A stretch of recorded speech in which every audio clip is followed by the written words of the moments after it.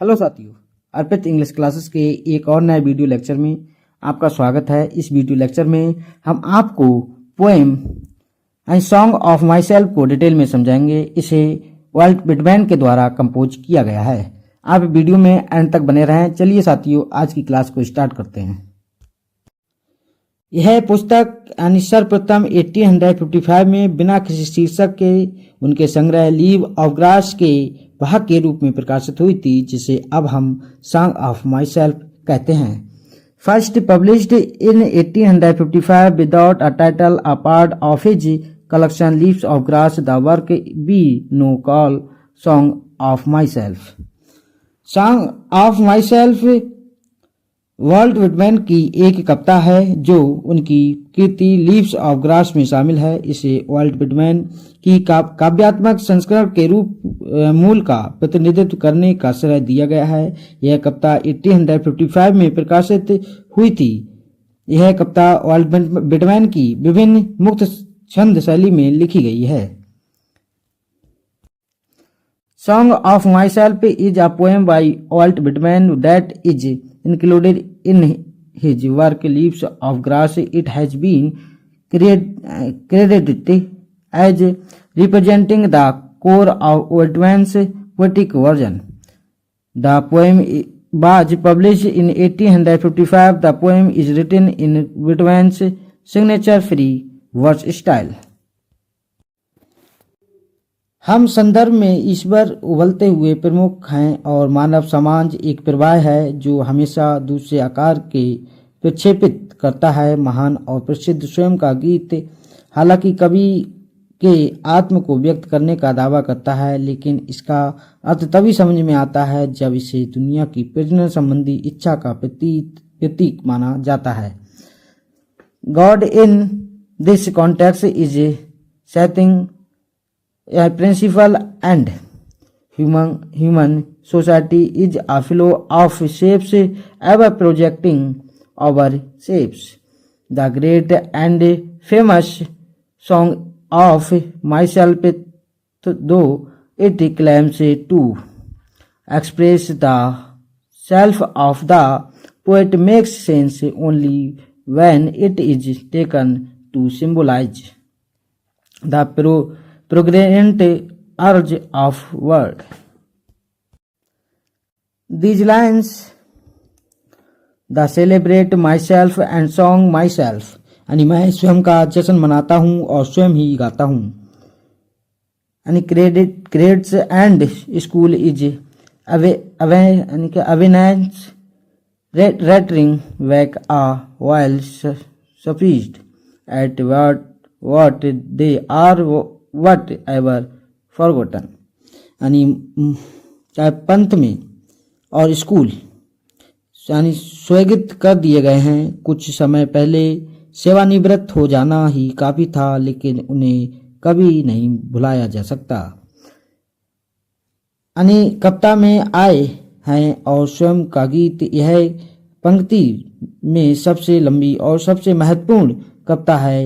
यह कविता प्रकृति की विभिन्न वस्तुओं और जीवित प्राणियों की तुलना करती है। Occurs in the poem Songs of Myself. It is the longest and most important poem in the leaves. This poem compares the different object and living being of the nature.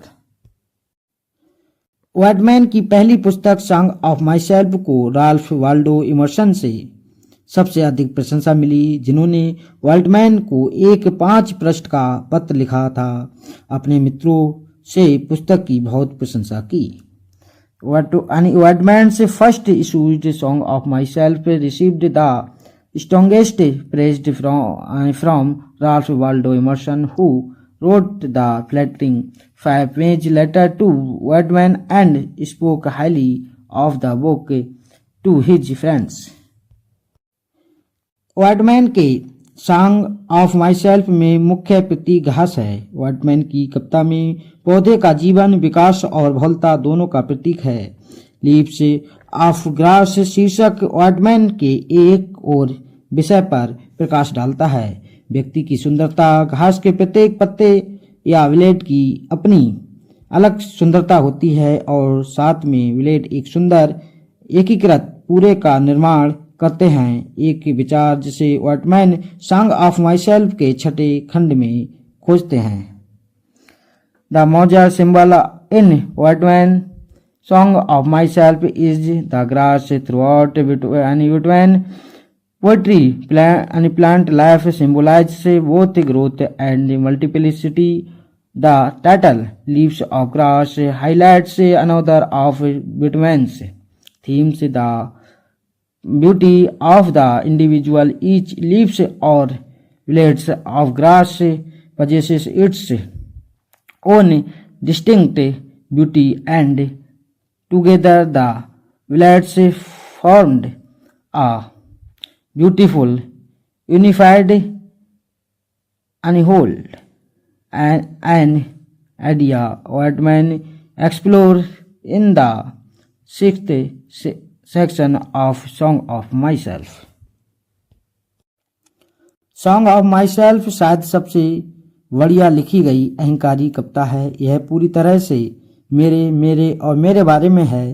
पहली पंक्ति में अमेरिकी कवि वाल्ट विटमैन हमें विनम्रतापूर्वक सूचित करते हैं कि वह खुद का जश्न मनाने जा रहे हैं, और 52 शानदार खंडों में वह बस यही कहते हैं। अपने बारे में एक लंबी महाकाव्य कविता लिखने के लिए हिम्मत की जरूरत होती है, और व्हाइटमैन हिम्मत वाले नहीं तो और क्या थे। यानी songs of my self might be the egotistical poem ever written. It is all about me, myself, and I. In the first line, American poet Walt Whitman kindly informs us that he is going to celebrate himself, and throughout 52 glorious sections he does just that. It takes guts to write a long epic poem among yourself, and Whitman was nothing it not गुत्सी। यह अतीत के औपचारिक परंपराओं से एक बहुत बड़ा बदलाव दर्शाता है। यह एक लोकतांत्रिक कविता है जो सभी तरह के लोगों और जगहों को अपने अंदर खींचती है और उन्हें एकता में बांधने की कोशिश करती है।